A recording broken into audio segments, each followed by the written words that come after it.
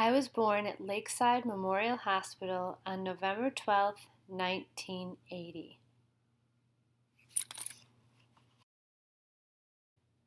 My parents met while attending SUNY Brockport in the 1970s. This is my mom, Betty Spencer. She graduated from SUNY Brockport in 1978. She majored in psychology and worked at Drake Memorial Library until I was 5 years old. My dad, Mike Raponi, graduated in business from Brockport in 1977. He worked as a maintenance man on the SUNY Brockport campus until I was 10 years old. My parents had an apartment above Barber's and were married the summer of 1978. I come from a very large family. My mom is one of 6 children, and my dad is one of 7.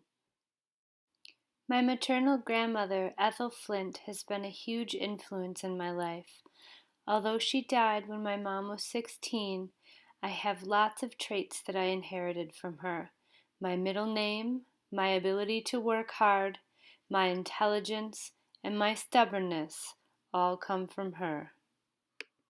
My maternal grandfather, Balney Spencer, is also a very important literacy influence in my life.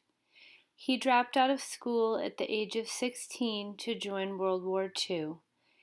Education has always been extremely important to him, and until recently, not getting his high school diploma was the only regret he had in his life. Upon returning from the Pacific in World War II, my grandfather married my grandma and they settled on this dairy farm in Attica, New York. They kept 250 head of cattle and raised their 6 children. Much of my funds of knowledge come from growing up in a farm family. I know how to milk a cow. I know how to tell if a cow is sick. I can tell how and when to plant crops by the condition of the soil. We mark time in our family, not necessarily by season, but by the jobs that are required on the farm during that season. I can name hundreds of animal species and birds. I have been taught how important land is. Living on a farm was extremely isolating for my mother. The men in the family were expected to help with chores while the women did work inside. My mom hated this, so she escaped by reading. The local library sent a bookmobile to their house once a month. She would get as many books as they would allow her to get and escape to the Pioneer Cemetery to read.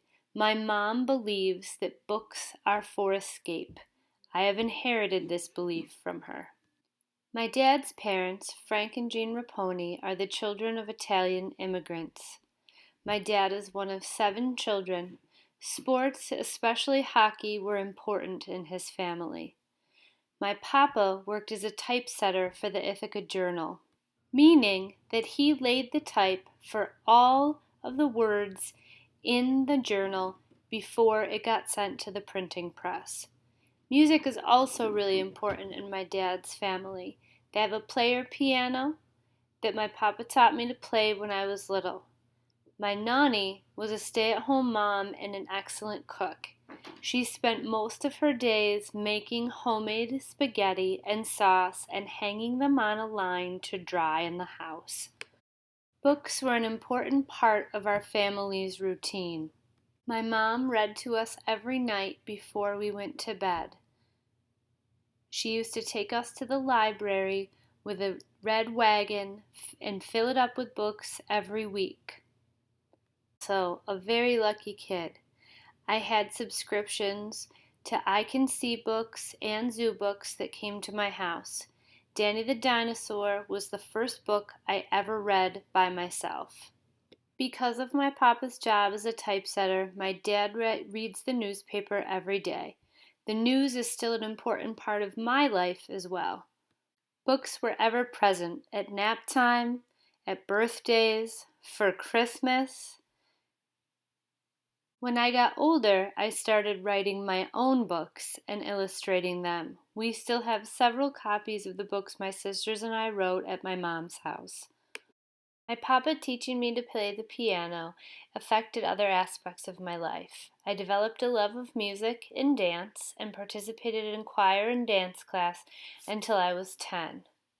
When I was 10, my parents got a divorce. We moved far away from my dad and his family, and books became to me what they were to my mom when she was isolated on a farm, an escape and a way to understand the world better. I think that reading and my parents' influences around books saved my life.